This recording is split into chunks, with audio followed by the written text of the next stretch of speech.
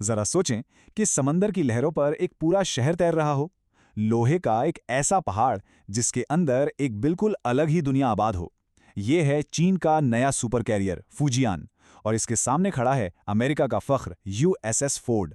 आज हम ये देखेंगे कि ये नया चैलेंजर समंदरों की बादशाहत के लिए पुराने चैंपियन को कैसे ललकार रहा है। और यहीं से वो बुनियादी सवाल उठता है जिस पर आज हम बात करेंगे। क्या चीन ने वाकई एक ऐसा तैयारा बरदार बहरी जहाज बना लिया है जिसने हैरानकुन तौर पर अमरीकी टेक्नोलॉजी को भी पीछे छोड़ दिया है? चलें इस दावे को जरा खोलकर देखते हैं।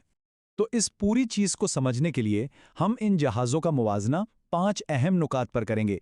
पहले तो दोनों समंदरी दियों का तारुफ, फिर उनकी फिरतीली चाल का राज, उनकी फिजाई ताकत की हिकमत अमली, उनके दिफा और ताकत के फलसफे, और आखिर में इस तैरते हुए शहर के अंदर की जिंदगी। तो आइए इन दो टाइटन्स को जरा करीब से देखते हैं। एक तरफ है चैलेंजर, चाइना का फुजियान, और दूसरी तरफ है चैंपियन, अमेरिका का फोर्ड। अब दूर से तो ये दोनों शायद एक जैसे ही लगें, लेकिन असल कहानी इनके डिज़ाइन और इनकी सलाहियतों में छुपी है, जो बिल्कुल मुख्तलिफ है। तो सबसे पहली बात, फिरती का धोखा। अक्सर कहते हैं ना, बड़ा है तो बेहतर है। यहां शायद मामला बिल्कुल उल्टा है। आइए वजन और कारकर्दगी के इस दिलचस्प ताल्लुक को देखते हैं, जहां बात इतनी सीधी नहीं जितनी नजर आती है।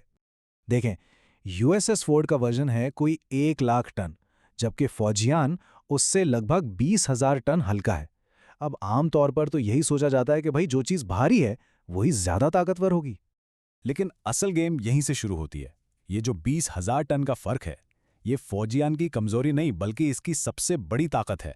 और इसी वजह से ये जहाज समंदर में नाकाबिले यकीन हद तक तेज और फिरतीला है। इस वजन के फर्क का सीधा सीधा नतीजा ये निकलता है कि अमरीकी फोर्ड अपने भारी भरकम जिस्म की वजह से लहरों में सुस्त पड़ जाता है, जबकि फौजियान बिजली की सी तेजी से अपना रुख बदल सकता है। और जंग में यही फुर्ती इसे एक बहुत खतरनाक हरीफ बना देती है। अच्छा, अब आते हैं हवाई ताकत पर। किसी भी कैरियर की असल ताकत उसका फ्लाइट डेक और उस पर मौजूद लड़ाका तैयारे होते हैं। यहां भी दोनों जहाज़ों की हिकमत अमली में जमीन आसमान का फर्क है। अब देखें, फोर्ड पर करीबन 90 तैयारे आ सकते हैं, जबकि फौजियों पर सिर्फ 50 के आसपास। जाहिर है, पहली नज़र में तो फोर्ड ही ज़्यादा ताकतवर लगता है, लेकिन क्या हमेशा ज़्यादा तादाद का मतलब बेहतरी होता है? यहाँ एक कॉन्सेप्ट है जैसे क्राउडिंग फ्लॉ कहते हैं, मतलब भीड़-भाड़ का नुकसान। दरअसल होता यह है कि जब आप फ्लाइट डेक पर हद से ज़्यादा तैयारे भर देते हैं, तो इमरजेंसी में उन्हें तेज़ी से उड़ाना बहुत मुश्किल हो जाता है। तो जो चीज़ ताकत लग रही थी, वही सबसे बड़ी कमज़ोरी बन जाती है।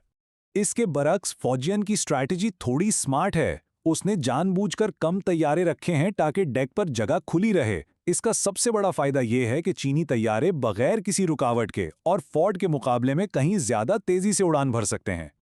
अब चलते हैं इन जहाज़ों के दिफाई निज़ाम और इनके दिल यानी पावर सोर्स की तरफ। यहाँ ब्रेन्स ओवर ब्रॉन यानी ताकत के बजाय जहानत वाला मामला है। तो देखें, अमेरिकी फोर्ड पुराने स्टाइल का CIWS सिस्टम इस्तेमाल करता है, जो सीधी सादी गोलियां बरसाता है, जबकि फौजियान में है मॉडर्न इलेक्ट्रॉनिक वॉरफेयर सिस्टम। ये दुश्मन के मिसाइल का दिमाग ही हैक कर लेता है। फिर पावर की बात करें, फोर्ड का न्यूक्लियर रिएक्टर कुछ लोगों के मुताबिक एक चलता फिरता टाइम बॉम्ब है, जबकि फौजियान के जो रिवायती टर्बाइन्स हैं वो अमले के लिए कहीं ज़्यादा महफूज समझे जाते हैं। हाँ, अब सवाल उठता है कि रिवायती इंजन को तो फ्यूल चाहिए होगा, और बिल्कुल सही, लेकिन यहीं पर चीन का जबरदस्त सप्लाई सिस्टम काम आता है। तसव्वुर करें, समंदर के बीचों बीच एक बहुत बड़ा सप्लाई जहाज फौजियान के बिल्कुल साथ साथ एक ही स्पीड से चल रहा है। फिर इनके दरमियान भारी पाइप जोड़े जाते हैं और चलते जहाज में ही फ्यूल ट्रांसफर हो जाता है। ये एक इंतहाई महारत वाला और मुनज्जम काम है। लेकिन ये जहाज सिर्फ लोहे और हथियारों का ढेर नहीं है। इसके अंदर तो एक पूरी दुनिया, एक जीता जागता शहर आबाद है। चलें इस तीरते हुए शहर के अंदर झांक कर देखते हैं। इस जहाज पर एक वक्त में 3,000 लोग रहते हैं। 3,000! ये तो एक छोटे से कस्बे के बराबर है, जो जमीन से हजारों मील दूर समंदर पर तैर रहा है। ये शहर कभी सोता नहीं। यहाँ 24 घंटे काम चलता रहता है। इसका किचन रोजाना हजारों लोगों के लिए ताज़ा बेहतरीन खाना बनाता है। अपनी बेकरी है जो हर वक्त चलती रहती है। फिर सख्त ड्यूटी के बाद आराम के लिए modern gym, TV lounge, library, यहाँ तक कि गेमिंग जोन्स भी हैं। और पानी का तो मसला ही नहीं। इसके अपने वाटर प्लांट्स हैं जो समुंदर के खारे पानी को साफ करके लाखों गैलन पीने लायक बनाते हैं। लेकिन सबसे जरूरी बात, अगर इतने दूर समंदर में कोई इमरजेंसी हो जाए तो फिक्र की कोई बात नहीं। फौजियान के अंदर एक पूरा मॉडर्न हॉस्पिटल है। उसमें operation theatre, ICU, X-ray rooms और यहां तक के दांतों का क्लिनिक भी मौजूद है। और यही वो चीज़ है जो अमले को तसल्ली देती है कि उनकी जिंदगी की हिफाजत के लिए हर इंतजाम मौजूद है। सोचें, माहिर सर्जन हिलते हुए जहाज पर भी कामयाब ऑपरेशन कर सकते हैं।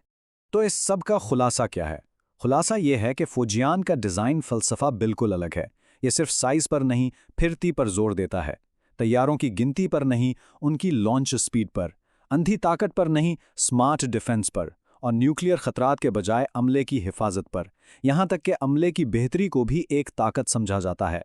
तो इस सारी तफसील के बाद वही बुनियादी सवाल वापस आ जाता है, क्या अमरीकी फोर्ड इस नए, फुर्तीले और जदीद चीनी जहाज का मुकाबला कर पाएगा?